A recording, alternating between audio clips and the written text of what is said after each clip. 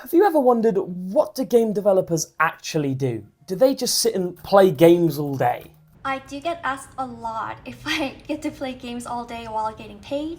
While we do have to play the games that we make, it is not in a form of a completed product. It is not always a smooth, fun experience that the players get to enjoy in a fully released title. So I guess they do kind of just play games all day. Oh god. Now, female gaming is on a rapid rise, with latest statistics by Google Play show that 65% of women aged 10 to 65 are gamers and account for almost half of all video game players worldwide.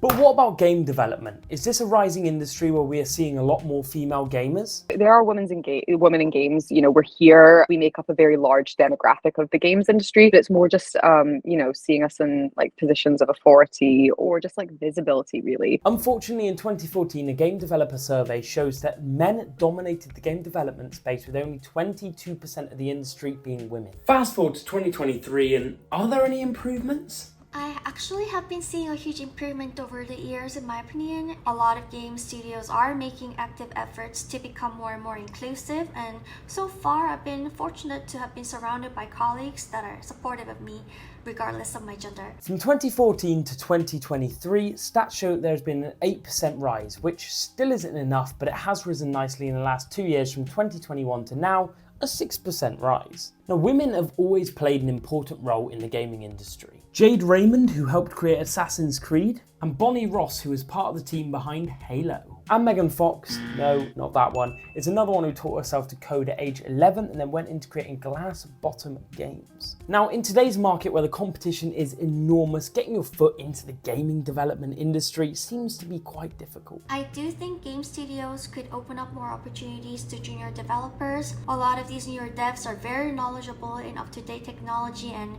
really can bring on fresh new perspectives, so it saddens me a bit to see a lot of job opportunities only being available to experienced candidates. For people who are without much experience or who are young and want to get started, it seems like there needs to be a lot of work in allowing young gamers to come into the gaming industry and build their career. And it would just be nice to kind of see some people come into the industry and kind of like break those barriers down and break those walls down and really try to do some interesting things. As we go into this current generation of tech, I think there's just so many opportunities. Now, in some ways, it is an absolute blessing that we've got things like YouTube and free online sources where we can go and learn these things online, or also teach yourself online by using some game development stuff for free and learn with some development software, which is great, and it seems to be what young developers are doing to get into this industry whilst doing their uni course degree as well. But it is very new and there's so many of these courses popping up. Doing mine for me, like in an art school setting, was really fun, and it was what felt correct for me. I started making an indie horror game called Dollhouse with some friends from university who I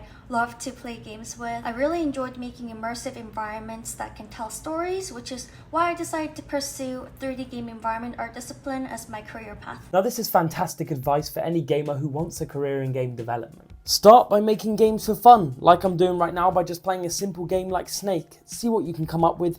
Use this on your CV to get better, and the more you have for your portfolio, the better. But hold on a second, let me just pause this game. Before I let you start creating your own games, are you wasting your time? Is it actually worth getting yourself into game development? I do definitely recommend it as a career. Games these days are becoming so much more than just shooting and killing. They're evolving into interactive media, almost like films, and even into creative platforms like for people to express themselves and socialize in. So I see a lot of potential in this field in the coming future. I would say that there's room for everyone here. I'd say if you have an interest in games, it's something that's very, very accessible, and it's definitely growing. Highly recommend. There we have it. Now go and make your new game. What are you waiting for? Wait, subscribe first?